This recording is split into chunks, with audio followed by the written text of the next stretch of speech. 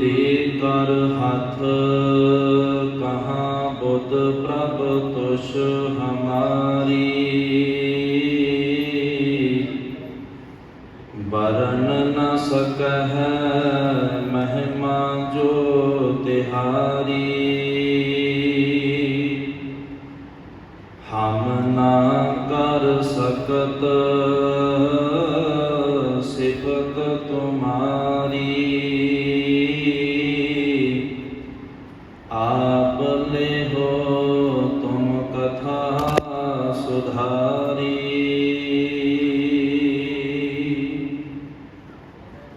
ਪਰਮ ਸਨਮਾਨਯੋਗ ਗੁਰੂ ਰੂਪ ਗੁਰੂ ਪਿਆਰੀ ਸਾਧ ਸੰਗਤ ਜੀ, ਵਡਭਾਗੀ ਜੀਵ ਹਾਂ ਜੋ ਕਿ ਸਾਹਿਬਾਂ ਦੀ ਗੋਦ ਅੰਦਰ ਜੁੜ ਮਿਲ ਕਰਕੇ ਬੈਠਣ ਦਾ ਸੁਭਾਗ ਸਮਾਂ ਪ੍ਰਾਪਤ ਹੋਇਆ। ਅੱਜ 8ਵੇਂ ਪਾਤਸ਼ਾਹ ਬਾਲਾ ਪ੍ਰੀਤਮ ਧੰਨ ਧੰਨ ਸਾਹਿਬ ਸ੍ਰੀ ਗੁਰੂ ਹਰਿਕ੍ਰਿਸ਼ਨ ਸਾਹਿਬ ਮਹਾਰਾਜ ਜੀ, ਤਿਨਾਂ ਦਾ ਅਵਤਾਰ ਗੁਰਪੁਰਬ ਹੈ। ਬੇਅੰਤ ਸੰਗਤਾਂ ਸਤਿਗੁਰਾਂ ਦੇ ਚਰਨਾਂ ਵਿੱਚ ਨਤਮਸਤਕ ਹੋ ਕਰਕੇ ਮਨਾ ਰਹੀਆਂ ਹਨ। ਸੋ ਆਓ ਆਪਣੀਆਂ ਹਾਜ਼ਰੀਆਂ ਗੁਰੂ ਚਰਨਾਂ ਵਿੱਚ ਲਵਾਉਣਾ ਕਰੀਏ, ਰਸਨਾ ਨੂੰ ਪਵਿੱਤਰ ਕਰੀਏ। ਝੁਕਾਓ ਸੀਸ, ਗੱਜ ਕੇ ਆਖੋ ਜੀ ਵਾਹਿਗੁਰੂ ਜੀ ਕਾ ਖਾਲਸਾ, ਵਾਹਿਗੁਰੂ ਜੀ ਕੀ ਫਤਿਹ। ਸਤਿਗੁਰਾਂ ਦਾ ਅਵਤਾਰ ਕੀਰਤਪੁਰ ਸਾਹਿਬ ਵਿਖੇ ਮਾਤਾ ਕ੍ਰਿਸ਼ਨ ਕੌਰ ਦੀ ਕੁੱਖ ਤੋਂ ਪਿਤਾ ਗੁਰੂ ਹਰਿਰਾਏ ਸਾਹਿਬ ਮਹਾਰਾਜ ਜੀ ਦੇ ਗ੍ਰਹਿ ਵਿਖੇ ਅੱਜ ਦੇ ਦਿਨ ਹੋਇਆ। ਸਤਿਗੁਰੂ ਗਰੀਬ ਨਿਵਾਜ ਪਾਤਸ਼ਾਹ ਮਹਾਰਾਜ ਬਚਪਨ ਦੇ ਵਿੱਚ ਹੀ ਉਸ ਅਕਾਲ ਪੁਰਖ ਪਰਮਾਤਮਾ ਦੇ ਸਤਿਗੁਰਾਂ ਦੀ ਬਾਣੀ ਦੇ ਨਾਲ ਸਤਿਗੁਰਾਂ ਨੇ ਜਦੋਂ ਹੋਸ਼ ਸੰਭਾਲੀ ਅਤੇ ਪਾਤਸ਼ਾਹ ਮਹਾਰਾਜ ਗੁਰਬਾਣੀ ਦੇ ਨਾਲ ਜੁੜਦੇ ਹਨ। ਜਿੱਥੇ ਕਿ ਸਤਿਗੁਰਾਂ ਤੋਂ ਵੱਡੇ ਭਰਾਤਾ ਬਾਬਾ ਰਾਮ ਰਾਏ ਜੀ ਹਨ, ਆਪਣੇ ਪਿਤਾ ਦੇ ਚਰਨਾਂ ਵਿੱਚ ਗੁਰੂ ਸੰਗਤ ਵਿੱਚ ਬੈਠ ਕਰਕੇ ਗੁਰਬਾਣੀ ਦੇ ਕੀਰਤਨ ਨੂੰ ਸੁਣਨਾ। ਪਿਤਾ ਗੁਰੂ ਨੇ ਜਦੋਂ ਗੁਰ ਇਤਿਹਾਸ ਗੁਰੂ ਸਿੱਖਿਆ ਸਤਿਗੁਰਾਂ ਨੇ ਸੰਗਤਾਂ ਨੂੰ ਦ੍ਰਿੜ ਕਰਾਉਣੀ, ਆਪ ਨਾਲ ਬੈਠ ਕਰਕੇ ਸਰਵਣ ਕਰਨਾ। ਸਤਿਗੁਰੂ ਪਾਤਸ਼ਾਹ ਮਹਾਰਾਜ ਜੀ ਆਪਣੇ ਭਰਾਤਾ ਜੀ ਦੇ ਨਾਲ ਬੈਠ ਕਰਕੇ ਬਚਪਨ ਦੇ ਵਿੱਚ ਗੁਰੂ ਪਿਤਾ ਪਾਸੋਂ ਸਿੱਖਿਆ ਨੂੰ ਗ੍ਰਹਿਣ ਕਰਦੇ ਹੈ। ਬਚਪਨ ਦੇ ਵਿੱਚ ਸਤਿਗੁਰਾਂ ਨੇ ਸਾਰੀ ਸਿੱਖਿਆ ਨੂੰ ਗ੍ਰਹਿਣ ਕੀਤਾ ਹੈ। ਮੈਂ ਸੰਖੇਪ ਜੀ ਆਪ ਜੀ ਦੇ ਨਾਲ ਗੁਰ ਇਤਿਹਾਸ ਦੀ ਝਾਤ ਪਾਵਾਂ। ਜਦੋਂ ਸਤਿਗੁਰੂ ਪਾਤਸ਼ਾਹ ਮਹਾਰਾਜ ਜੀ ਇੱਕ ਦਿਨ ਦੀਵਾਨ ਸਜਾ ਕਰਕੇ ਕੀਰਤਪੁਰ ਸਾਹਿਬ ਦੀ ਧਰਤੀ ਤੇ ਬੈਠੇ ਹਨ। 7ਵੇਂ ਪਾਤਸ਼ਾਹ ਮਹਾਰਾਜ ਜੀ ਨੇ ਦੀਵਾਨ ਦੀ ਸਮਾਪਤੀ ਕੀਤੀ ਹੈ। ਸੰਗਤਾਂ ਨੇ ਇਕੱਤਰ ਹੋ ਕਰਕੇ ਗੁਰੂ ਧੰਨ ਗੁਰੂ ਹਰਿਰਾਏ ਸਾਹਿਬ ਮਹਾਰਾਜ ਜੀ ਨੂੰ ਬੇਨਤੀ ਕੀਤੀ, ਪਾਤਸ਼ਾਹ ਜੀ ਹੁਣ ਅੱਗੇ ਗੁਰੂ ਨਾਨਕ ਸਾਹਿਬ ਜੀ ਦੀ ਗੱਦੀ ਦਾ ਵਾਰਿਸ, ਗੁਰੂ ਨਾਨਕ ਸਾਹਿਬ ਜੀ ਦੀ ਘਰ ਦੀ ਜੋਤ ਦਾ ਮਾਲਕ ਆਉਣ ਵਾਲੇ ਸਮੇਂ ਦੇ ਵਿੱਚ ਤੁਹਾਡੇ ਸਾਹਿਬਜ਼ਾਦਿਆਂ ਦੇ ਵਿੱਚੋਂ ਕਿਹੜਾ ਹੋਵੇਗਾ? ਤਾਂ ਗੁਰੂ ਪਿਤਾ ਧੰਨ ਗੁਰੂ ਹਰਿਰਾਏ ਸਾਹਿਬ ਮਹਾਰਾਜ ਜੀ ਨੇ ਸੰਗਤਾਂ ਦੇ ਇਸ ਬੇਨਤੀ ਨੂੰ ਸਰਵਣ ਕਰਕੇ, ਕਿਉਂਕਿ ਦੀਵਾਨ ਦੀ ਸੰਪੂਰਨਤਾ ਸਤਿਗੁਰਾਂ ਨੇ ਕਰ ਦਿੱਤੀ, ਉਸ ਤੋਂ ਉਪਰੰਤ ਸੰਗਤਾਂ ਨੇ ਇਹ ਬੇਨਤੀ ਕੀਤੀ ਹੈ ਤੇ ਸਤਿਗੁਰਾਂ ਨੇ ਅਗਲੇ ਦਿਨ ਅੰਮ੍ਰਿਤ ਵੇਲੇ ਦੱਸਣ ਦਾ ਹੁਕਮ ਕੀਤਾ ਹੈ ਕਿ ਕੱਲ੍ਹ ਨੂੰ ਆਪ ਜੀ ਨੂੰ ਅੰਮ੍ਰਿਤ ਵੇਲੇ ਦੱਸਾਂਗੇ। ਤਾਂ ਸਤਿਗੁਰ ਪਾਤਸ਼ਾਹ ਮਹਾਰਾਜ ਅਗਲੇ ਦਿਨ ਦਾ ਦੀਵਾਨ ਸਜਾਉਂਦੇ ਹੈ।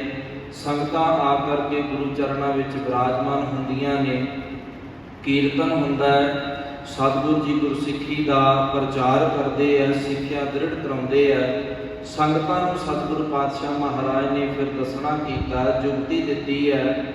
ਆਪ ਸਤਿਗੁਰਾਂ ਨੇ ਨਹੀਂ ਦੱਸਿਆ, ਸੰਗਤਾਂ ਨੂੰ ਕਹਿੰਦੇ ਤੁਸੀਂ ਆਪ ਪਰਖ ਕਰ ਲਿਓ ਕਿ ਇਸ ਗੁਰੂ ਨਾਨਕ ਦੇ ਘਰ ਦੀ ਗੱਦੀ ਦਾ ਮਾਲਕ ਕੌਣ ਹੈ। ਸਤਿਗੁਰਾਂ ਨੇ ਦੱਸਿਆ ਕਿ ਇੱਕ ਸੂਈ ਲੈ ਜਾਓ, ਸਾਡੇ ਸਾਹਿਬਜ਼ਾਦੇ ਦੋਨੋਂ ਹੀ ਵੱਖੋ ਵੱਖਰੇ ਕਮਰਿਆਂ ਦੇ ਵਿੱਚ ਬੈਠ ਕਰਕੇ ਮੰਜੀ ਸਾਹਿਬ ਦੇ ਪੋਥੀ ਪਰਮੇਸ਼ਰ ਦਾ ਥਾਂ ਪੋਥੀ ਨੂੰ ਵਿਰਾਜਮਾਨ ਕਰਕੇ ਪ੍ਰਕਾਸ਼ਮਾਨ ਕਰਕੇ ਬਾਣੀ ਪੜ੍ਹਦੇ ਪਏ ਹਨ। ਆਪ ਜੀ ਜਾ ਕਰਕੇ ਨਮਸਕਾਰ ਕਰਕੇ ਬੜੇ ਸਹਿਜੇ ਦੇ ਨਾਲ ਆਪ ਜੀ ਨੇ ਮੰਜੀ ਸਾਹਿਬ ਦੇ ਪਾਵੇ ਦੇ ਵਿੱਚ ਸੂਈ ਨੂੰ ਚਬੋ ਕਰਕੇ ਵੇਖ ਲੈਣਾ। ਜਿਸ ਮੰਜੀ ਸਾਹਿਬ ਦੇ ਪਾਵੇ ਦੇ ਵਿੱਚ ਉਹ ਸੂਈ ਖੁੱਭ ਜਾਏ, ਉਥੋਂ ਸਮਝ ਲੈਣਾ ਕਿ ਗੁਰੂ ਨਾਨਕ ਦੇ ਘਰ ਦਾ ਵਾਰਸ ਇਹੀ ਹੈ। ਸਭ ਤੋਂ ਪਹਿਲਾਂ ਸੰਗਤਾਂ ਇਕੱਤਰ ਹੋ ਕਰਕੇ ਬਾਬਾ ਰਾਮ ਰਾਏ ਸਾਹਿਬ ਜੀ ਦੇ ਕੋਲ ਜਾਂਦੀਆਂ ਨੇ। ਬਾਬਾ ਰਾਮ ਰਾਏ ਸਾਹਿਬ ਜੀ ਬੜੇ ਹੀ ਪਿਆਰ ਦੇ ਨਾਲ ਸਾਹਿਬਾਂ ਦੀ ਬਾਣੀ ਨੂੰ ਗਾਇਨ ਕਰਦੇ ਪਏ ਹਨ, ਉਚਾਰਦੇ ਪਏ ਹਨ, ਪੜ੍ਹਦੇ ਪਏ ਨੇ। ਸੰਗਤਾਂ ਨਤਮਸਤਕ ਹੋਈਆਂ। ਜਿਵੇਂ ਸਤਿਗੁਰਾਂ ਨੇ ਦੱਸਿਆ ਉਵੇਂ ਸੰਗਤਾਂ ਨੇ ਕਰਨਾ ਕੀਤਾ, ਪਰ ਉਹ ਸੂਈ ਜਿਹੜੀ ਸੀ ਉਹ ਮੰਜੀ ਸਾਹਿਬ ਦੇ ਵਿੱਚ ਖੁੱਭਣਾ ਨਾ ਕੀਤੀ। ਪਹਿਲਾਂ ਸੰਗਤ ਜੀ ਜਿਸ ਮੰਜੀ ਸਾਹਿਬ ਦੇ ਉੱਪਰ ਅੱਜ ਵੀ ਧੰਨ ਸ਼੍ਰੀ ਗੁਰੂ ਗ੍ਰੰਥ ਸਾਹਿਬ ਮਹਾਰਾਜ ਜੀ ਪ੍ਰਕਾਸ਼ਮਾਨ ਹੁੰਦੇ ਆ, ਸੰਗਤਾਂ ਨੂੰ ਦਰਸ਼ਨ ਦਿਦਾਰੇ ਬਖਸ਼ਿਸ਼ ਕਰਦੇ ਆ। ਅੱਜ ਤਾਂ ਪਲੰਗ ਵੀ ਆਪਾਂ ਕਹਿ ਦਿੰਦੇ ਆ, ਸਤਿਗੁਰੂ ਦਾ ਪੀੜਾ ਸਾਹਿਬ ਵੀ ਕਹਿ ਦਿੰਦੇ, ਪਰ ਪੁਰਾਤਨ ਸਮੇਂ ਦੇ ਵਿੱਚ ਇਸ ਪਾਵਨ ਪੀੜੇ ਸਾਹਿਬ ਨੂੰ, ਪਲੰਗ ਸਾਹਿਬ ਨੂੰ ਮੰਜੀ ਸਾਹਿਬ ਆਖਿਆ ਜਾਂਦਾ ਸੀ। ਇਹ ਪਾਵਨ ਮੰਜੀ ਸਾਹਿਬ ਜਿਹੜੇ ਨਿਵਾਰ ਦਾ ਬਣਿਆ ਹੁੰਦਾ ਸੀ, ਸੋ ਅੱਜ ਤਾਂ ਵੱਖੋ ਵੱਖਰੇ ਤਰੀਕੇ ਦੇ ਨਾਲ ਇਹ ਬਣ ਗਏ ਨੇ, ਪਰ ਅੱਜ ਵੀ ਸ੍ਰੀ ਹਰਿਮੰਦਰ ਸਾਹਿਬ ਦੇ ਅੰਦਰ ਮੰਜੀ ਸਾਹਿਬ ਤੇ ਗੁਰੂ ਸਾਹਿਬ ਦਾ ਪ੍ਰਕਾਸ਼ ਹੁੰਦਾ ਹੈ। ਆਮ ਗੁਰੂ ਘਰਾਂ ਵਿੱਚ ਤੁਹਾਨੂੰ ਮੰਜੀ ਸਾਹਿਬ ਨਹੀਂ ਦੇਖਣ ਨੂੰ ਮਿਲਦੀ, ਪਰ ਸ੍ਰੀ ਹਰਿਮੰਦਰ ਸਾਹਿਬ ਵਿਖੇ ਅੱਜ ਵੀ ਮੰਜੀ ਸਾਹਿਬ ਤੇ ਗੁਰੂ ਗ੍ਰੰਥ ਸਾਹਿਬ ਮਹਾਰਾਜ ਜੀ ਪ੍ਰਕਾਸ਼ਮਾਨ ਹੁੰਦੇ। ਸੋ ਸਤਿਗੁਰੂ ਪਾਤਸ਼ਾਹ ਜੀ ਦੇ ਦੱਸੇ ਹੋਏ ਮੁਤਾਬਕ ਸੰਗਤਾਂ ਨੇ ਸੂਈ ਖੁੱਭੋ ਕਰਕੇ ਵੇਖਿਆ, ਪਰ ਸੂਈ ਮੰਜੀ ਸਾਹਿਬ ਦੇ ਪਾਵੇ ਦੇ ਵਿੱਚ ਨਾ ਚੁਭੀ। ਸੰਗਤਾਂ ਉੱਠ ਕਰਕੇ ਫਿਰ ਗੁਰੂ ਹਰਕ੍ਰਿਸ਼ਨ ਸਾਹਿਬ ਮਹਾਰਾਜ ਜੀ ਦੇ ਪਾਸ ਜਾਂਦੀਆਂ, ਜਾ ਕਰਕੇ ਨਮਸਕਾਰ ਕਰਦੀਆਂ। ਫਿਰ ਸੰਗਤ ਉਸੇ ਤਰ੍ਹਾਂ ਹੀ ਜਿਵੇਂ ਗੁਰੂ ਹਰਿਰਾਏ ਸਾਹਿਬ ਮਹਾਰਾਜ ਨੇ ਦੱਸਿਆ, ਗੁਰੂ ਹਰਕ੍ਰਿਸ਼ਨ ਸਾਹਿਬ ਮਹਾਰਾਜ ਜੀ ਬੜੇ ਪਿਆਰ ਦੇ ਵਿੱਚ ਭਿੱਜ ਕਰਕੇ ਬਾਣੀ ਪੜ੍ਹਦੇ ਪਏ ਆ, ਤੇ ਸੰਗਤਾਂ ਨੇ ਉਹ ਜਿਹੜੀ ਸੂਈ ਸੀ ਉਹ ਮੰਜੀ ਸਾਹਿਬ ਦੇ ਪਾਵੇ ਦੇ ਵਿੱਚ ਖੁੱਭੋ ਕਰਕੇ ਜਦੋਂ ਵੇਖਣ ਲੱਗੇ, ਤੇ ਸੂਈ ਜਿਹੜੀ ਸੀ ਇਉਂ ਮੰਜੀ ਸਾਹਿਬ ਦੇ ਪਾਵੇ ਦੇ ਵਿੱਚ ਧੱਸ ਗਈ ਜਿਵੇਂ ਇੱਕ ਚੁੰਬਕ ਲੋਹੇ ਨੂੰ ਪਕੜਦੀ ਹੈ। ਸੰਗਤਾਂ ਨੇ ਨਤਮਸਤਕ ਹੋਈਆਂ, ਪ੍ਰਸੰਨ ਹੋਈਆਂ, ਗੁਰੂ ਪਿਤਾ ਦੇ ਚਰਨਾਂ ਵਿੱਚ ਆ ਕਰਕੇ ਦੱਸਦੀਆਂ ਪਈਆਂ ਨੇ। ਤਾਂ ਸਤਿਗੁਰਾਂ ਨੇ ਸੰਕੇਤ ਦਿੱਤਾ, ਇਹ ਸਮਝ ਗਏ ਵਿਧੀ ਨੂੰ ਜਿਵੇਂ ਸਤਿਗੁਰਾਂ ਨੇ ਸਮਝਾਇਆ ਸੀ। ਫਿਰ ਸਮਾਂ ਪਾ ਕਰਕੇ ਔਰੰਗਜ਼ੇਬ ਜਿਹੜਾ ਹੈ ਉਸ ਵੇਲੇ ਦਾ ਹਕੂਮਤ ਦਾ ਰਾਜਾ ਹੈ, ਸਤਿਗੁਰੂ ਪਾਤਸ਼ਾਹ ਮਹਾਰਾਜ ਜੀ ਦੇ ਦਰਸ਼ਨ ਕਰਨਾ ਚਾਹੁੰਦਾ ਹੈ। ਗੁਰੂ ਹਰਿਰਾਏ ਸਾਹਿਬ ਮਹਾਰਾਜ ਸੱਚੇ ਪਾਤਸ਼ਾਹ ਨੇ ਦਰਸ਼ਨ ਦੇਣ ਤੋਂ ਇਨਕਾਰ ਕੀਤਾ ਹੈ ਕਿ ਆਪਣੇ ਸਾਹਿਬਜ਼ਾਦੇ ਬਾਬਾ ਰਾਮ ਰਾਏ ਸਾਹਿਬ ਨੂੰ ਦਿੱਲੀ ਵੱਲ ਭੇਜ ਦਿੰਦੇ ਆ ਕਿ ਜੇ ਤੂੰ ਦਰਸ਼ਨ ਕਰਨੇ ਆ ਸਾਡੇ ਪੁੱਤਰ ਦੇ ਦਰਸ਼ਨ ਕਰ ਲੈ, ਤੈਨੂੰ ਦਰਸ਼ਨ ਹੋ ਜਾਣਗੇ। ਜਦੋਂ ਬਾਬਾ ਰਾਮ ਰਾਏ ਸਾਹਿਬ ਜੀ ਦਿੱਲੀ ਆਉਂਦੇ ਆ, ਬਾਦਸ਼ਾਹ ਜਿਹੜੇ ਹੋਇਆ ਕਰਦੇ ਨੇ ਇਹਨਾਂ ਨੂੰ ਕਰਾਮਾਤ ਮਜਮਤ ਦੇਖਣ ਨੂੰ ਬੜੀ ਪ੍ਰਸੰਨਤਾ ਹੁੰਦੀ ਹੈ। ਜਦੋਂ ਬਾਬੇ ਰਾਮ ਰਾਏ ਸਾਹਿਬ ਦਿੱਲੀ ਆਉਂਦੇ ਆ, ਸਭ ਤੋਂ ਪਹਿਲਾਂ ਪਰਖ ਕਰਦਾ ਹੈ, ਇੱਕ ਖੂਹ ਦੇ ਉੱਪਰ ਚਾਦਰ ਵਿਛਾ ਦਿੰਦਾ ਹੈ ਕਿ ਇਹ ਗੁਰੂ ਪਿਤਾ ਦੇ ਪੁੱਤਰ ਨੇ। ਕਿਉਂਕਿ ਪਰਖ ਕਰਨੀ ਸੀ, ਗੁਰੂ ਪਿਤਾ ਨੇ ਆਪ ਦਰਸ਼ਨ ਦੇਣ ਤੋਂ ਇਨਕਾਰ ਕੀਤਾ ਸੀ ਤੇ ਸਾਹਿਬਜ਼ਾਦੇ ਨੂੰ ਭੇਜਿਆ ਸੀ। ਜਦੋਂ ਚਾਦਰ ਵਿਛਾ ਦਿੱਤੀ, ਬਾਬਾ ਰਾਮ ਰਾਏ ਸਾਹਿਬ ਜੀ ਬਾਣੀ ਪੜ੍ਹਦੇ ਪਏ ਆ, ਸਤਿਗੁਰੂ ਦਾ ਪਾਤਸ਼ਾਹ ਜੀ ਦਾ ਧਿਆਨ ਕਰਕੇ ਉੱਪਰ ਬੈਠ ਗਏ ਨੇ। ਉਹ ਚਾਦਰ ਜਿਹੜੀ ਸੀ ਉਹ ਥੱਲੇ ਨਾ ਖੂਹ ਦੇ ਵਿੱਚ ਨਾ ਡਿੱਗੇ। ਇਹ ਕਰਾਮਾਤ ਵੇਖ ਕਰਕੇ ਔਰੰਗਜ਼ੇਬ ਬੜਾ ਪ੍ਰਸੰਨ ਹੋਇਆ। ਹੋਰ ਕਰਾਮਾਤਾਂ ਵੇਖਦਾ ਰਿਹਾ। ਬਾਬਾ ਰਾਮ ਰਾਏ ਸਾਹਿਬ ਜੀ ਅਨੇਕਾਂ ਕਰਾਮਾਤ ਦਿਖਾਉਂਦੇ ਰਹੇ ਦਿੱਲੀ ਦੇ ਵਿੱਚ। ਵਿਖਾਉਂਦਿਆਂ 72 ਕਰਾਮਾਤਾਂ ਦਾ ਜ਼ਿਕਰ ਆਉਂਦਾ ਇਤਿਹਾਸ ਵਿੱਚ ਕਿ ਬਾਬੇ ਰਾਮ ਰਾਏ ਸਾਹਿਬ ਨੇ 72 ਕਰਾਮਾਤਾਂ ਵਿਖਾਈਆਂ, ਜਿਸ ਵਿੱਚ ਗੁਰੂ ਪਿਤਾ ਨੇ ਕੋਈ ਵੀ ਇਹਨਾਂ ਨੂੰ ਤਾੜਨਾ ਨਹੀਂ ਕੀਤੀ। ਪਰ ਜਦੋਂ ਤਾੜਨਾ ਕੀਤੀ ਹੈ, ਕਿਸ ਤੋਂ ਕੀਤੀ ਹੈ? ਜਦੋਂ ਬਾਦਸ਼ਾਹ ਔਰੰਗਜ਼ੇਬ ਨੇ ਪੁੱਛਣਾ ਕੀਤਾ ਕਿ ਗੁਰੂ ਨਾਨਕ ਸਾਹਿਬ ਦੀ ਉਚਾਰਨ ਕੀਤੀ ਹੋਈ ਪਾਵਨ ਬਾਣੀ ਹੈ, ਉਸ ਪਾਵਨ ਬਾਣੀ ਦੇ ਬੋਲ ਹਨ, ਮਿੱਟੀ ਮੁਸਲਮਾਨ ਕੀ ਪੇੜੇ ਭਈ ਘੁਮਿਆਰ। ਇਹਨਾਂ ਨੇ ਬਾਬੇ ਰਾਮ ਰਾਏ ਸਾਹਿਬ ਨੇ ਬਾਦਸ਼ਾਹ ਨੂੰ ਪ੍ਰਸੰਨ ਕਰਨ ਵਾਸਤੇ ਕਿ ਜੇ ਮੈਂ ਸੱਚ ਦੱਸਿਆ, ਅਰਥ ਕੀਤੇ, ਕਦੇ ਬਾਦਸ਼ਾਹ ਮੇਰੇ ਤੋਂ ਨਾਰਾਜ਼ ਨਾ ਹੋ ਜਾਣ, ਸੋ ਇਸ ਕਰਕੇ ਉਹਦੀ ਪ੍ਰਸੰਨਤਾ ਵਾਸਤੇ ਇਹਨਾਂ ਨੇ ਪਾਵਨ ਗੁਰਬਾਣੀ ਦੀ ਪੰਕਤੀ ਨੂੰ ਬਦਲ ਦੇਣਾ ਕੀਤਾ। ਜਿੱਥੇ ਮਿੱਟੀ ਮੁਸਲਮਾਨ ਕੀ ਸੀ, ਉੱਥੇ ਇਹਨਾਂ ਨੇ ਉਚਾਰਨ ਕੀਤਾ ਮਿੱਟੀ ਬੇਈਮਾਨ ਕੀ। ਸੋ ਇਹ ਜਦੋਂ ਸੰਗਤਾਂ ਨੂੰ ਪਤਾ ਲੱਗਾ, ਸੰਗਤਾਂ ਦੇ ਮਨਾਂ ਵਿੱਚ ਭਾਰੀ ਰੋਸ ਹੋਇਆ। ਸੰਗਤਾਂ ਨੇ ਜਾ ਕਰਕੇ ਗੁਰੂ ਹਰਿਰਾਏ ਸਾਹਿਬ ਮਹਾਰਾਜ ਨੂੰ ਬੇਨਤੀ ਕਰਕੇ ਦੱਸਿਆ ਤੇ ਗੁਰੂ ਹਰਿਰਾਏ ਸਾਹਿਬ ਮਹਾਰਾਜ ਜੀ ਨੇ ਸੰਗਤਾਂ ਦੀ ਬੇਨਤੀ ਨੂੰ ਸੁਣ ਕਰਕੇ ਨਾਲ ਹੀ ਐਲਾਨ ਕੀਤਾ ਕਿ ਅੱਜ ਤੋਂ ਸਾਡੇ ਪੁੱਤਰ ਨਹੀਂ, ਜਿੱਧਰ ਨੂੰ ਉਹਨਾਂ ਦਾ ਮੁੱਖ ਹੈ ਉੱਧਰ ਨੂੰ ਚਲੇ ਜਾਣ। ਜੇ ਉਹਨਾਂ ਨੇ ਵੱਡੇ ਸਾਹਿਬਜ਼ਾਦੇ ਗੁਰੂ ਸਾਹਿਬਾਨ ਦੀ ਪਾਵਨ ਬਾਣੀ ਦਾ ਨਰਾਦਰ ਕੀਤਾ ਹੈ, ਫਿਰ ਉਹ ਸਾਡਾ ਪੁੱਤਰ ਨਹੀਂ, ਉਹ ਗੁਰੂ ਦੀ ਬਾਣੀ ਦਾ ਨਰਾਦਰ ਕਰਨ ਵਾਲਾ ਸਾਡਾ ਪੁੱਤਰ ਨਹੀਂ ਹੋ ਸਕਦਾ। ਇਸ ਕਰਕੇ ਸਤਿਗੁਰਾਂ ਨੇ ਕਿਹਾ ਸਾਡੇ ਮੱਥੇ ਨਾ ਲੱਗੇ, ਨਾ ਦਰਸ਼ਨ ਦੇਣ ਦੀ ਕਿਰਪਾਲਤਾ ਕਰੇ ਤੇ ਨਾ ਹੀ ਕਰਨ ਵਾਸਤੇ ਆਵੇ। ਇਹ ਸੁਣ ਕਰਕੇ ਰਾਮ ਰਾਏ ਨੂੰ ਭਾਰੀ ਦੁੱਖ ਹੋਇਆ। ਹੁਣ ਮਨਾਂ ਦੇ ਅੰਦਰ ਸੋਚਦਾ ਹੈ ਕਿ ਕਿਵੇਂ ਗੁਰੂ ਪਿਤਾ ਦੇ ਕੋਲ ਜਾਇਆ ਜਾਵੇ। ਜਾਣ ਤੋਂ ਡਰਦਾ ਹੈ ਕਿ ਕਿਤੇ ਗੁਰੂ ਪਿਤਾ ਉਸ ਅਕਾਲ ਪੁਰਖ ਪਰਮਾਤਮਾ ਦੀ ਜੋਤ ਹਨ, ਕਿਤੇ ਕੋਈ ਮੈਨੂੰ ਸ਼ਰਾਪ ਨਾ ਦੇ ਦੇਣ ਕਿ ਜਿਸ ਕਰਕੇ ਮੈਂ ਆਉਣ ਵਾਲਾ ਗੁਰੂ ਨਾ ਬਣ ਸਕਾਂ। ਇਹ ਮਨ ਵਿੱਚ ਭਾਰੀ ਰੋਸ ਕਰਕੇ ਪਛਤਾਪ ਕਰਦਾ ਹੈ। ਉਧਰ ਗੁਰੂ ਹਰਿ ਸਾਹਿਬ ਮਹਾਰਾਜ ਸੱਚੇ ਪਾਤਸ਼ਾਹ ਜੀ ਸੰਗਤਾਂ ਵਿੱਚ ਸੰਬੋਧਨ ਕਰਦਿਆਂ ਹੋਇਆਂ ਜਦੋਂ ਪਾਤਸ਼ਾਹ ਮਹਾਰਾਜ ਜੀਆਂ ਨੇ ਗੁਰੂ ਹਰਿਕ੍ਰਿਸ਼ਨ ਸਾਹਿਬ ਮਹਾਰਾਜ ਜੀਆਂ ਦੀ ਆਰਜਾ ਉਸ ਵੇਲੇ 5.25 ਸਾਲ ਦੀ ਇਤਿਹਾਸ ਦੇ ਵਿੱਚ ਲਿਖਿਆ ਹੋਇਆ। ਇਤਿਹਾਸ ਦੇ ਬੋਲ ਨੇ ਕਿ ਗੁਰੂ ਹਰਿ ਸਾਹਿਬ ਮਹਾਰਾਜ ਸੱਚੇ ਪਾਤਸ਼ਾਹ ਜੀਆਂ ਨੇ ਗੁਰਤਾ ਗੱਦੀ ਦਾ ਐਲਾਨ ਕੀਤਾ। ਗੁਰੂ ਹਰਿਕ੍ਰਿਸ਼ਨ ਸਾਹਿਬ ਮਹਾਰਾਜ ਨੇ ਗੁਰਤਾ ਗੱਦੀ ਦਿੱਤੀ ਹੈ। ਗੁਰਤਾ ਗੱਦੀ ਦੇ ਕਰਕੇ ਸਤਿਗੁਰੂ ਜੀ ਸੱਚਖੰਡ ਬਿਆਨਾ ਕਰਦੇ ਹੈ। ਗੁਰੂ ਨਾਨਕ ਸਾਹਿਬ ਤੋਂ ਲੈ ਕਰਕੇ ਗੁਰੂ ਗੋਬਿੰਦ ਸਿੰਘ ਮਹਾਰਾਜ ਸੱਚੇ ਪਾਤਸ਼ਾਹ ਤੱਕ ਆਪਣੇ ਆ ਜਾਣ ਤੋਂ ਪਹਿਲਾਂ ਦੂਸਰੇ ਗੁਰੂ ਨੂੰ ਥਾਪ ਕਰਕੇ ਗਏ। ਕੋਈ ਵੀ ਦੁਨੀਆ ਦਾ ਰਹਿਬਰ, ਕੋਈ ਵੀ ਦੁਨੀਆ ਦਾ ਬਾਦਸ਼ਾਹ, ਕੋਈ ਵੀ ਦੁਨੀਆ ਦਾ ਗੁਰੂ ਅਖਵਾਉਣ ਵਾਲਾ ਆਪਣੇ ਜਾਣ ਤੋਂ ਪਹਿਲਾਂ ਕਿਸੇ ਦੇ ਲੜ ਲਾ ਕਰਕੇ ਨਹੀਂ ਗਿਆ। ਜੇ ਗਏ ਨੇ ਉਹ ਪੂਰਨ ਹੈ। ਉਹ ਧੰਨ ਗੁਰੂ ਨਾਨਕ ਸਾਹਿਬ ਮਹਾਰਾਜ ਸੱਚੇ ਪਾਤਸ਼ਾਹ ਪੂਰਾ ਗੁਰੂ ਹੈ।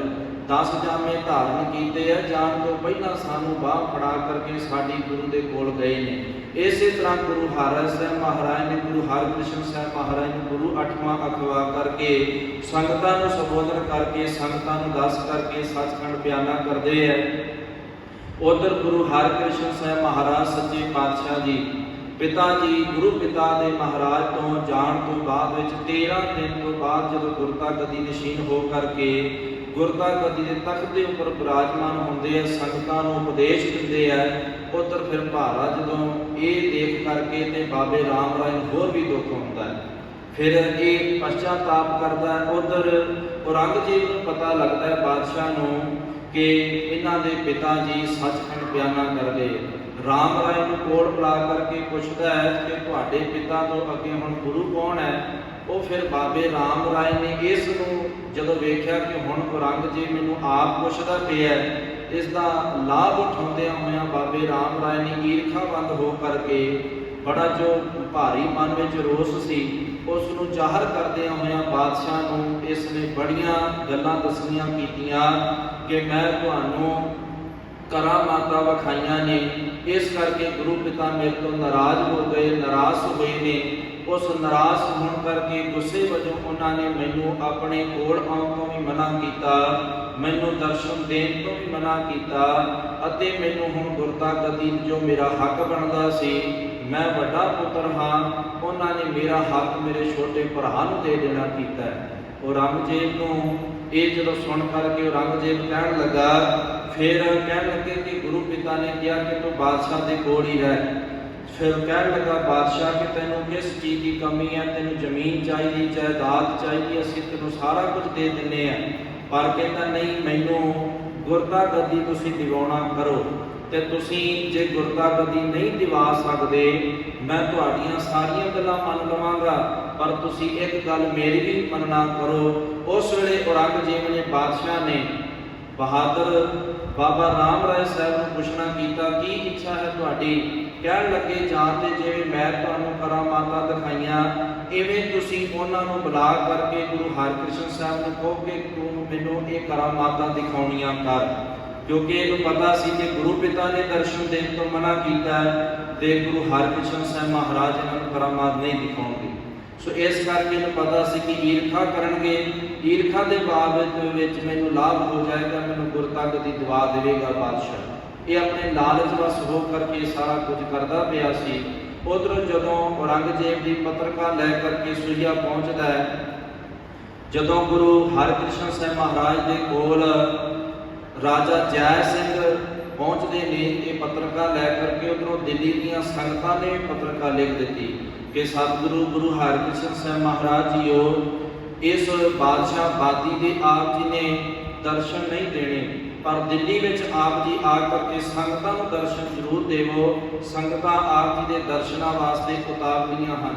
ਇਸ ਪੱਤਰਕਾ ਦੋਵਾਂ ਨੂੰ ਪੜ੍ਹ ਕਰਕੇ ਸਤਿਗੁਰਾਂ ਨੇ ਸਾਰੀ ਰਾਤ ਮਾਤਾ ਜੀ ਦੇ ਨਾਲ ਜੋ ਸਿਆਣੇ ਉੱਥੇ ਗੁਰਸਿੱਖ ਸਨ ਉਹਨਾਂ ਦੇ ਨਾਲ ਬੈਠ ਕਰਕੇ ਸਤਿਗੁਰਾਂ ਨੇ ਵਿਚਾਰ ਕੀਤੀ ਤੇ ਅੰਮ੍ਰਿਤ ਵੇਲੇ ਸਤਿਗੁਰਾਂ ਨੇ ਦੀਵਾਨ ਤੇ ਸੰਪੂਰਨਤਾ ਤੋਂ ਉਪਰੰਤ ਦਿੱਲੀ ਨੂੰ ਚੱਲਣ ਵਾਸਤੇ ਕੂਚ ਕੀਤਾ। ਨਾਲ ਮਾਤਾ ਕ੍ਰਿਸ਼ਨ ਕੌਰ ਜੀ ਵੀ ਆਏ ਨੇ ਦਿੱਲੀ। ਰਸਤੇ ਵਿੱਚ ਆਉਂਦਿਆਂ ਹੋਇਆਂ ਜਦੋਂ ਪੰਜੋਖੜਾ ਸਾਹਿਬ ਪਹੁੰਚਦੇ ਆ ਸੰਗਤ ਜੀ, ਉੱਥੇ ਸਤਿਗੁਰੂ ਜੀ ਡੇਰਾ ਕਰਦੇ ਆ ਤੇ ਡੇਰਾ ਕਰਨ ਤੋਂ ਬਾਅਦ ਵਿੱਚ ਪੰਜੋਖੜਾ ਜਿਹੜਾ ਗਾਂਵ ਸੀ, ਪਿੰਡ ਸੀ, ਉਸ ਵਿੱਚ ਇੱਕ ਹੰਕਾਰੀ ਪੰਡਤ ਲਾਲ ਚੰਦ ਰਹਿੰਦਾ ਸੀ, ਜਿਸ ਨੂੰ ਆਪਣੀ ਵਿਦਿਆ ਦੇ ਉੱਪਰ ਬੜਾ ਹੰਕਾਰ ਸੀ, ਬੜਾ ਮਾਣ ਸੀ ਕਿ ਮੇਰੇ ਵਰਗਾ ਕੋਈ ਗਿਆਨੀ ਨਹੀਂ, ਮੇਰੇ ਵਰਗਾ ਕੋਈ ਪੰਡਤ ਨਹੀਂ। ਉਸ ਨੇ ਆਪਣੇ ਹੰਕਾਰ ਨੂੰ ਪ੍ਰਬਲ ਕਰਦਿਆਂ ਹੋਇਆ ਜਦੋਂ ਗੁਰੂ ਹਰਿਕ੍ਰਿਸ਼ਨ ਸਾਹਿਬ ਮਹਾਰਾਜ ਦੇ ਬਾਰੇ ਸਿੱਖਾਂ ਨੂੰ ਪੁੱਛਿਆ ਕਿ ਇਹ ਕੌਣ ਹਨ, ਉਹਨਾਂ ਸਿੱਖਾਂ ਨੇ ਉਸ ਹੰਕਾਰੀ ਪੰਡਤ ਲਾਲ ਚੰਦ ਨੂੰ ਦੱਸਿਆ ਕਿ ਇਹ ਗੁਰੂ ਨਾਨਕ ਦੇ ਘਰ ਦੇ ਮਾਲਕ 8ਵੇਂ ਵਾਰਸ ਧੰਨ ਸ਼੍ਰੀ ਗੁਰੂ ਹਰਿਕ੍ਰਿਸ਼ਨ ਸਾਹਿਬ ਮਹਾਰਾਜ ਜੀ ਹਨ। ਜਦੋਂ ਸ਼੍ਰੀ ਗੁਰੂ ਹਰਿਕ੍ਰਿਸ਼ਨ ਸਾਹਿਬ ਨਾਮ ਸੁਣਿਆ ਹੱਸਦਾ ਹੈ, ਕਹਿੰਦਾ ਦੁਆਪਰ ਵਿੱਚ ਕ੍ਰਿਸ਼ਨ ਜੀ ਤੇ ਸੁਣੇ ਸਨ, ਕ੍ਰਿਸ਼ਨ ਭਗਵਾਨ ਜੀ ਇਹਨਾਂ ਨੇ ਤੇ ਉਹਨਾਂ ਤੋਂ ਵੀ ਵੱਡਾ ਆਪਣਾ ਨਾਮ ਰਖਵਾ ਲਿਆ, ਉਮਰ ਤੇ ਬੜੀ ਛੋਟੀ ਹੈ, ਮੈਂ ਤਾਂ ਇਹਨਾਂ ਨੂੰ ਗੁਰੂ ਮੰਨਾਂਗਾ, ਮੈਂ ਇਹਨਾਂ ਦਾ ਗੁਰੂ ਮੰਨ ਕਰਕੇ ਮੈਂ ਇਹਨਾਂ ਦਾ ਹੀ ਸੇਵਕ ਬਣ ਜਾਵਾਂਗਾ ਜੇ ਇਹ ਉਸ ਸਮੇਂ ਵਿੱਚ ਕ੍ਰਿਸ਼ਨ ਭਗਵਾਨ ਦੀ ਉਚਾਰਨ ਕੀਤੀ ਹੋਈ ਗੀਤਾ ਦੇ ਅਰਥ ਕਰਕੇ ਸੁਣਾਉਣ। ਜਦੋਂ ਸਿੱਖਾਂ ਨੇ ਆ ਕਰਕੇ ਗੁਰੂ ਹਰਿਕ੍ਰਿਸ਼ਨ ਸਾਹਿਬ ਮਹਾਰਾਜ ਨੂੰ ਦੱਸਣਾ ਕੀਤਾ ਬੇਨਤੀ ਰੂਪ ਵਿੱਚ, ਸਤਿਗੁਰਾਂ ਨੇ ਪੰਡਤ ਨੂੰ ਕੋਲ ਬੁਲਾਇਆ। ਬੁਲਾ ਕਰਕੇ ਸਤਿਗੁਰ ਕਹਿਣ ਲੱਗੇ, ਪੰਡਤ ਜੀ ਜੇ ਅਸੀਂ ਤੁਹਾਨੂੰ ਅਰਥ ਕਰ ਦਿੱਤੇ ਫਿਰ ਤੁਸੀਂ ਕਹੋ ਕਿ ਗੁਰੂ ਪੁੱਤਰ ਸਨ, ਬਚਪਨ ਦੇ ਵਿੱਚ ਕਿਸੇ ਵਿਦਵਾਨ ਦੇ ਕੋਲੋਂ ਇਹਨਾਂ ਨੇ ਗੀਤਾ ਪੜ੍ਹਦਾ ਹੀ ਹੋਵੇਗੀ, ਅਰਥ ਸਿੱਖ ਲਏ ਹੋਣਗੇ, ਫਿਰ ਤੁਹਾਡੇ ਮਨ ਦਾ ਇਹ ਜਿਹੜਾ ਵਹਿਮ ਹੈ ਇਹ ਦੂਰ ਨਹੀਂ ਹੋਵੇਗਾ। ਤੁਸੀਂ ਇਉਂ ਕਰੋ, ਆਪਣੇ ਨਗਰ ਵਿੱਚ ਜਾਓ, ਜਿਸ ਦੇ ਉੱਪਰ ਤੁਹਾਨੂੰ ਵਿਸ਼ਵਾਸ ਹੈ, ਜਿਸ ਦੇ ਉੱਪਰ ਤੁਸੀਂ ਭਰੋਸਾ ਕਰਦੇ ਹੋ, ਉਸ ਨੂੰ ਬੁਲਾ ਕਰਕੇ ਲੈ ਆਓ, ਅਸੀਂ ਉਹਦੇ ਪਾਸੋਂ ਗੀਤਾ ਦੇ ਅਰਥ ਕਰਾਵਾਂਗੇ। ਇਹ ਸੁਣ ਕਰਕੇ ਪੰਡਤ ਦਾ ਹੋਰ ਵੀ ਹੰਕਾਰ ਵਧਿਆ। ਜਦੋਂ ਪੰਡਤ ਆਪਣੇ ਨਗਰ ਵਿੱਚ ਜਾਂਦਾ ਪੰਜੋਖੜਾ ਸਾਹਿਬ ਦੇ ਵਿੱਚ, ਸੋ ਉਹ ਪਹਿਲਾ ਨਾਮ ਪੰਜੋਖੜਾ ਹੀ ਹੈ, ਜਦੋਂ ਗੁਰੂ ਸਾਹਿਬ ਗਏ ਫਿਰ ਸਾਹਿਬ ਲੱਗ ਜਾਂਦਾ। ਸੋ ਅਸੀਂ ਸਤਿਕਾਰ ਵਜੋਂ ਜੋ ਸਥਾਨ ਹੈ ਉਹਦਾ ਨਾਮ ਉਵੇਂ ਹੀ ਉਚਾਰਾਂਗੇ ਜੋ ਇਤਿਹਾਸ ਦੇ ਬੋਲ ਵਿੱਚ ਦਰਜ ਹੈ। ਜਦੋਂ ਪੰਜੋਖੜਾ ਸਾਹਿਬ ਦੀ ਧਰਤੀ ਤੇ ਪੰਡਤ ਲਾਲ ਚੰਦ ਜਾ ਕਰਕੇ ਸੱਜੂ ਨਾਮ ਦਾ ਝੀਵਰ ਨੂੰ ਲੈ ਕਰਕੇ ਆਉਂਦਾ ਹੈ, ਜਿਸ ਨੂੰ ਕੰਨਾਂ ਤੋਂ ਸੁਣਦਾ ਨਹੀਂ, ਮੁਖ ਤੋਂ ਬੋਲ ਨਹੀਂ ਸਕਦਾ, ਅਕਲ ਤੋਂ ਵੀ ਮੰਦ ਭਾਂਦੀ ਉਹਦੀ ਅਕਲ ਹੈ, ਅਕਲ ਤੋਂ ਵੀ ਸਖਣਾ ਹੈ। ਸੋ ਜਿਸ ਨੂੰ ਕਮਲਾ ਕਹਿ ਦਈਏ, ਪਾਗਲ ਕਹਿ ਦਈਏ, ਪਿੰਡ ਵਿੱਚ ਘੁੰਮਦਾ ਫਿਰਦਾ, ਉਸ ਨੂੰ ਪਕੜ ਕਰਕੇ ਲੈ ਆਇਆ, ਵੇਖਦਾ ਗੁਰੂ ਇਹਦੇ ਕੋਲੋਂ ਕਿਵੇਂ ਅਰਥ ਕਰਾਉਂਦਾ। ਜਦੋਂ ਲਿਆਂਦਾ ਸਿੱਖਾਂ ਨੂੰ ਸਤਿਗੁਰਾਂ ਨੇ ਹੁਕਮ ਕੀਤਾ ਇਸ ਦਾ ਇਸ਼ਨਾਨ ਕਰਾਓ। ਜਦੋਂ ਇਸ਼ਨਾਨ ਕਰਵਾਇਆ ਗਿਆ, ਸਤਿਗੁਰਾਂ ਨੇ ਇੱਕ ਚੌਂਕੀ ਬਣਾ ਕਰਕੇ ਆਪਣੇ ਤੋਂ ਉੱਚਾ ਆਸਨ ਲਵਾ ਕਰਕੇ ਸੱਜੂ ਨੂੰ ਉਸ ਚੌਂਕੀ ਦੇ ਉੱਪਰ ਬਿਠਾ ਕਰਕੇ ਸਤਿਗੁਰਾਂ ਦੇ ਹੱਥ ਵਿੱਚ ਇੱਕ ਛੜੀ ਸੀ, ਉਸ ਛੜੀ ਨੂੰ ਜਦੋਂ ਸੱਜੂ ਦੇ ਸਿਰ ਦੇ ਉੱਪਰ ਰੱਖਿਆ, ਸਤਿਗੁਰਾਂ ਨੇ ਪੂਰਾ ਗਿਆਨ ਕਰਵਾ ਦਿੱਤਾ। ਜਿਸ ਨੂੰ ਮੰਦ ਭਾਗਾ ਕਹਿੰਦੇ ਸੀ ਉਹ ਅੱਜ ਗਿਆਨੀ ਬਣ ਗਿਆ। ਜਿਸ ਨੂੰ ਕੰਨਾਂ ਤੋਂ ਸੁਣਦਾ ਨਹੀਂ ਸੀ ਹੁਣ ਉਹਨੂੰ ਸੁਣਨਾ ਵੀ ਲੱਗ ਪਿਆ, ਜਿਸ ਨੂੰ ਗੋਲਾ ਕਹਿੰਦੇ ਸੀ। ਸੋ ਜਿਹੜਾ ਮੁਖ ਤੋਂ ਗੁੰਗਾ ਸੀ ਉਹ ਹੁਣ ਆਪਣੇ ਮੁਖ ਤੋਂ ਉਚਾਰ ਕੇ ਹੱਥ ਜੋੜ ਕਰਕੇ ਬੇਨਤੀ ਰੂਪ ਵਿੱਚ ਕਹਿੰਦਾ, ਸਤਿਗੁਰੂ ਜੀ ਇਸ ਗੀਤਾ ਦੇ ਅਰਥ ਕਿਸ ਨੂੰ ਸੁਣਾਉਣੇ ਆ? ਤਾਂ ਸਤਿਗੁਰਾਂ ਨੇ ਪੰਡਤ ਲਾਲ ਚੰਦ ਵੱਲ ਹੱਥ ਕਰਕੇ ਦੱਸਿਆ ਕਿ ਇਹ ਪੰਡਤ ਜੀ ਨੂੰ ਸੁਣਾਉਣੇ ਆ। ਉਸ ਵੇਲੇ ਸਤਿਗੁਰਾਂ ਨੇ ਕਿਹਾ, ਸੱਜੂ ਜੀ ਤੁਸੀਂ ਪਾਵਨ ਗੀਤਾ ਦੀਆਂ ਪੰਕਤੀਆਂ ਉਚਾਰ ਕਰਕੇ ਇਹਨਾਂ ਨੂੰ ਪੜ੍ਹ ਕਰਕੇ ਸੁਣਾਓ। ਤੇ ਸੱਜੂ ਜੀ ਨੇ ਜਦੋਂ ਪੰਕਤੀਆਂ ਪੜ੍ਹੀਆਂ, ਨਾਲ ਇੱਕ ਇੱਕ ਪੰਕਤੀ ਇੱਕ ਇੱਕ ਅੱਖਰ ਦਾ ਅਰਥ ਕਰਕੇ ਸਮਝਾਇਆ ਤੇ ਉਹ ਪੰਡਤ ਲਾਲ ਚੰਦ ਉੱਪਰ ਨੀਚੇ ਵੇਖਦਾ ਕਿ ਬੋਲਣ ਕਿਵੇਂ ਲੱਗ ਪਿਆ, ਅਰਥ ਕਿਵੇਂ ਕਰਨ ਲੱਗ ਪਿਆ। ਜਦੋਂ ਇਹ ਵੇਖਦਾ ਫਿਰ ਪੰਡਤ ਨੇ ਆਪਣੇ ਮੁਖ ਤੋਂ ਉਚਾਰੀਆਂ ਪੰਕਤੀਆਂ, ਉਸ ਪੰਕਤੀਆਂ ਦੇ ਵਿੱਚ ਜਦੋਂ ਸੱਜੂ ਨੇ ਅਰਥ ਕਰਕੇ ਸੁਣਾਏ, ਫਿਰ ਹੱਥ ਜੁੜ ਗਏ, ਗੁਰੂ ਹਰਿਕ੍ਰਿਸ਼ਨ ਸਾਹਿਬ ਮਹਾਰਾਜ ਦੇ ਚਰਨਾਂ ਤੇ ਸੀਸ ਰੱਖ ਦਿੱਤਾ ਤੇ ਗੁਰੂ ਸਾਹਿਬ ਤੋਂ ਮਹਾਰਾਜ ਤੋਂ ਚਰਨ ਪੌੜ ਲੈ ਕਰਕੇ ਗੁਰੂ ਵਾਲਾ ਬਣਿਆ। ਇੱਥੇ ਸਤਿਗੁਰਾਂ ਨੇ ਇਸ ਪੰਡਤ ਦਾ ਹੰਕਾਰ ਤੋੜਿਆ। ਹੋਰ ਵੀ ਸੰਗਤਾਂ ਨੂੰ ਉਪਦੇਸ਼ ਦਿੰਦਿਆਂ ਹੋਇਆਂ ਦਿੱਲੀ ਵੱਲ ਨੂੰ ਸਤਿਗੁਰ ਵੱਧਦੇ ਹੈ। ਰਾਜਾ ਜੈ ਸਿੰਘ ਦੇ ਬੰਗਲੇ ਵਿੱਚ ਆ ਕਰਕੇ ਸਤਿਗੁਰੂ ਜੀ ਟਿਕਾਣਾ ਕਰਦੇ ਆ। ਇੱਥੇ ਸਤਿਗੁਰੂ ਪਾਤਸ਼ਾਹ ਮਹਾਰਾਜ ਸੰਗਤਾਂ ਨੂੰ ਉਪਦੇਸ਼ ਦ੍ਰਿੜ ਕਰਾਉਂਦੇ ਆ, ਉਪਦੇਸ਼ ਦਿੰਦੇ ਆ। ਇੱਕ ਦਿਨ ਰਾਜਾ ਜੈ ਸਿੰਘ ਦੀ ਜਿਹੜੀ ਪਟਰਾਣੀ ਸੀ ਰਾਣੀ, ਉਹਦੇ ਮਨ ਵਿੱਚ ਵੀ ਸ਼ੰਕਾ ਪੈਦਾ ਹੋ ਗਿਆ। ਉਹ ਕਹਿੰਦੀ ਹੈ ਕਿ ਗੁਰੂ ਹਰਿਕ੍ਰਿਸ਼ਨ ਸਾਹਿਬ ਮਹਾਰਾਜ ਗੁਰੂ ਨਾਨਕ ਦੇ ਘਰ ਦੇ ਮਾਲਕ ਹਨ, ਮੈਂ ਇਹਨਾਂ ਨੂੰ ਤਾਂ ਗੁਰੂ ਮੰਨਾਂਗੀ ਜੇ ਮੈਨੂੰ ਗੋਲੀਆਂ ਵਿੱਚ ਬੈਠੇ ਹੋਏ ਪਟਰਾਣੀ ਕਹਿ ਕਰਕੇ ਰਾਜਾ ਜੈ ਸਿੰਘ ਦੀ ਮੈਨੂੰ ਬੁਲਾਉਣਗੇ, ਫਿਰ ਮੈਂ ਇਹਨਾਂ ਨੂੰ ਗੁਰੂ ਮੰਨਾਂਗੀ। ਇੱਕ ਦਿਨ ਘਰ ਵਿੱਚ ਇਹਨਾਂ ਨੇ ਆਪਸ ਵਿੱਚ ਸਲਾਹ ਕਰਕੇ ਸਤਿਗੁਰਾਂ ਨੂੰ ਪ੍ਰਸ਼ਾਦਾ ਛਕਾਉਣ ਵਾਸਤੇ ਘਰ ਬੁਲਾਇਆ। ਜਦੋਂ ਸਤਿਗੁਰ ਜੀ ਆਏ ਨੇ, ਸਾਰੀਆਂ ਗੋਲੀਆਂ ਦੇ ਸੀਸ ਦੇ ਉੱਪਰ ਛੜੀ ਰੱਖ ਕਰਕੇ ਸਤਿਗੁਰੂ ਅਗਾਂਹ ਨੂੰ ਵੱਧਦੇ ਜਾਂਦੇ ਅਸੀਸਾਂ ਦਿੰਦੇ ਆ। ਤੇ ਜਦੋਂ ਇਸ ਗੋਲੀ ਦੇ ਕੋਲ ਜਾਂਦੇ ਆ, ਰਾਣੀ ਦੇ ਕੋਲ ਪਟਰਾਣੀ ਜਿਹੜੀ ਸੀ, ਸਤਿਗੁਰੂ ਜੀ ਉਹਦੇ ਸੀਸ ਦੇ ਉੱਪਰ ਛੜੀ ਰੱਖ ਕੇ ਕਹਿਣ ਲੱਗੇ, ਹੋਵੇਂ ਰਾਜਾ ਜੈ ਸਿੰਘ ਦੀ ਪਟਰਾਣੀ ਰਾਣੀ ਤੇ ਬਣ ਕੇ ਗੋਲੀ ਬੈਠੀ ਹੈ, ਤੈਨੂੰ ਕੀ ਜ਼ਰੂਰਤ ਗੋਲੀ ਬਣਦੀ ਹੈ। ਉਸ ਵੇਲੇ ਇਹਦੇ ਮਨ ਦਾ ਜਿਹੜਾ ਸ਼ੰਕਾ ਸੀ ਉਹ ਦੂਰ ਹੋਇਆ ਤੇ ਸਤਿਗੁਰ ਦੇ ਚਰਨਾਂ ਵਿੱਚ ਨਤਮਸਤਕ ਹੋਈ। ਹੋ ਕਰਕੇ ਸਤਿਗੁਰ ਤੋਂ ਚਰਨ ਕੋ ਲੈ ਕਰਕੇ ਗੁਰੂ ਵਾਲੀ ਬਣੀ। ਇਵੇਂ ਸਤਿਗੁਰਾਂ ਨੇ ਅਨੇਕਾਂ ਸੰਗਤਾਂ ਨੂੰ ਉਪਦੇਸ਼ ਦ੍ਰਿੜ ਕਰਵਾਇਆ। ਤੇ ਇੱਥੇ ਹੀ ਦਿੱਲੀ ਦੇ ਵਿੱਚ ਇੱਕ ਸ਼ਹਿਰ ਦੇ ਵਿੱਚ ਹੈਜ਼ਾ ਨਾਮ ਦੀ ਬਿਮਾਰੀ ਫੈਲ ਗਈ ਤੇ ਜਿਹੜਾ ਸਤਿਗੁਰ ਦੇ ਦਰ ਤੇ ਆਉਂਦਾ ਉਹ ਨਿਰੋਈ ਜਿਹੜਾ ਰੋਗ ਹੈ ਉਹਦਾ ਰੋਗ ਕੱਟਿਆ ਜਾਂਦਾ ਹੈ। ਤੇ ਇਹ ਜਿਹੜੇ ਨਗਰ ਦੇ ਲੋਕ ਸਨ ਸ਼ਹਿਰ ਦੇ, ਬੜੇ ਪਰੇਸ਼ਾਨ ਨੇ। ਇੱਕ ਦੀ ਬੋਡੀ ਨੂੰ ਦਫਨਾ ਕਰਕੇ ਆਉਂਦੇ ਆ, ਸੰਸਕਾਰ ਕਰਕੇ ਆਉਂਦੇ ਆ, ਸੰਭਾਲ ਕੇ ਆਉਂਦੇ ਆ, ਉਦੋਂ ਨੂੰ ਦੂਸਰੇ ਦੀ ਮੌਤ ਹੋ ਜਾਂਦੀ। ਇਵੇਂ ਦੂਸਰੇ ਨੂੰ ਸੰਭਾਲ ਕੇ ਆਉਂਦੇ, ਤੀਸਰੇ ਦੀ ਹੋ ਜਾਂਦੀ। ਜਦੋਂ ਪਤਾ ਲੱਗਾ ਗੁਰੂ ਨਾਨਕ ਦੇ ਘਰ ਦਾ ਵਾਰਸ ਗੁਰੂ ਹਰਿਕ੍ਰਿਸ਼ਨ ਸਾਹਿਬ ਮਹਾਰਾਜ ਜੀ ਇੱਥੇ ਆਏ ਹੋਏ ਨੇ, ਜਿਹੜਾ ਵੀ ਗੁਰੂ ਦੇ ਚਰਨਾਂ ਵਿੱਚ ਜਾਂਦਾ ਉਹਦਾ ਰੋਗ ਕੱਟਿਆ ਜਾਂਦਾ। ਜਦੋਂ ਇਵੇਂ ਸਾਰੀਆਂ ਸੰਗਤਾਂ ਨੂੰ ਪਤਾ ਲੱਗਾ ਤੇ ਲੈਣਾ ਲੱਗ ਗਈਆਂ। ਅੱਜ ਵੀ ਦੇਖੋ ਸ੍ਰੀ ਗੁਰਦੁਆਰਾ ਸ੍ਰੀ ਬੰਗਲਾ ਸਾਹਿਬ ਵਿਖੇ ਸੰਗਤਾਂ ਦਾ ਅਥਾਹ ਇਕੱਠ ਹੈ। ਸਤਿਗੁਰ ਦੇ ਦੀਦਾਰ ਕਰਨ ਵਾਸਤੇ ਸੰਗਤਾਂ ਆਉਂਦੀਆਂ ਤੇ ਜਦੋਂ ਅਨੇਕਾਂ ਹੀ ਸੰਗਤਾਂ ਆਈਆਂ, ਭਾਰੀ ਇਕੱਠ ਹੋ ਗਿਆ ਤਾਂ ਸਤਿਗੁਰੂ ਮਹਾਰਾਜ ਸੱਚੇ ਪਾਤਸ਼ਾਹ ਨੇ ਫਿਰ ਇੱਕ ਚਵੱਚਾ ਬਣਵਾਇਆ। ਚਵੱਚਾ ਬਣਾ ਕਰਕੇ ਉਹਦੇ ਵਿੱਚ ਸਵੱਛ ਜਲ ਸਤਿਗੁਰਾਂ ਨੇ ਪਵਾਇਆ।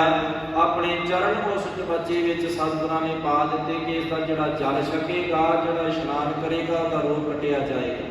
ਅੱਜ ਵੀ ਤੁਸੀਂ ਜਦੋਂ ਸ੍ਰੀ ਬੰਗਲਾ ਸਾਹਿਬ ਜਾਂਦੇ ਹੋ ਦਰਸ਼ਨ ਕਰਨ ਵਾਸਤੇ, ਜਦੋਂ ਦਰਬਾਰ ਸਾਹਿਬ ਦੇ ਅੰਦਰ ਜਾਣ ਤੋਂ ਪਹਿਲਾਂ ਆਪ ਜੀ ਇੱਕ ਸਾਈਡ ਤੇ ਵੇਖਦੇ ਹੋ, ਰੋਗੀ ਕਾ ਪ੍ਰਭੂ ਖੰਡ ਹੋ ਰੋਗ। ਇਹ ਉਹ ਪਾਵਨ ਚਵੱਚਾ ਸਾਹਿਬ ਜਿਸ ਨੂੰ ਸਤਿਗੁਰਾਂ ਨੇ ਆਪਣੇ ਆਪ ਕਮ ਕਮਲਾਂ ਦੇ ਨਾਲ ਸਤਿਗੁਰਾਂ ਨੇ ਤਿਆਰ ਕਰਵਾਇਆ ਸੀ। ਸਤਿਗੁਰ ਪਾਤਸ਼ਾਹ ਮਹਾਰਾਜ ਨੇ ਅਨੇਕਾਂ ਬਖਸ਼ਿਸ਼ਾਂ ਕੀਤੀਆਂ, ਅੱਜ ਵੀ ਗੁਰੂ ਘਰਾਂ ਵਿੱਚ ਬਖਸ਼ਿਸ਼ਾਂ ਵਰਤਦੀਆਂ। ਸੰਗਤ ਜੀ, ਜਦੋਂ ਸਤਿਗੁਰ ਪਾਤਸ਼ਾਹ ਮਹਾਰਾਜ ਜੀ ਇੱਥੇ ਸੰਗਤਾਂ ਦੇ ਦੁੱਖ ਦੂਰ ਕਰਦੇ ਆ ਤੇ ਉਹ ਜਿਹੜਾ ਫਿਰ ਚੇਚਕ ਨਾਮ ਦੀ ਜਿਹੜੀ ਹੈਜ਼ਾ ਦੀ ਬਿਮਾਰੀ ਸੀ ਉਹ ਸਤਿਗੁਰਾਂ ਦੇ ਤਨ ਤੇ ਆ ਗਈ। ਜਦੋਂ ਸਤਿਗੁਰਾਂ ਦੇ ਤਨ ਦੇ ਉੱਪਰ ਪ੍ਰਗਟ ਹੋਈ ਹੈ, ਸਤਿਗੁਰ ਪਾਤਸ਼ਾਹ ਜਿਹੜੇ ਦੂਸਰਿਆਂ ਦੇ ਰੋਗ ਕੱਟ ਸਕਦੇ ਸਨ, ਉਹ ਆਪਣਾ ਰੋਗ ਕਿਉਂ ਨਹੀਂ ਕੱਟਦੇ? ਕਿਉਂਕਿ ਸਤਿਗੁਰ ਜੀ ਪਰਉਪਕਾਰੀ ਹਨ। ਸਤਿਗੁਰ ਪਾਤਸ਼ਾਹ ਮਹਾਰਾਜ ਸਭ ਕੁਝ ਕਰ ਸਕਦੇ ਸੀ, ਪਰ ਸਮੇਂ ਦੇ ਮੁਤਾਬਕ ਸਨ ਸਤਿਗੁਰ ਜੀ।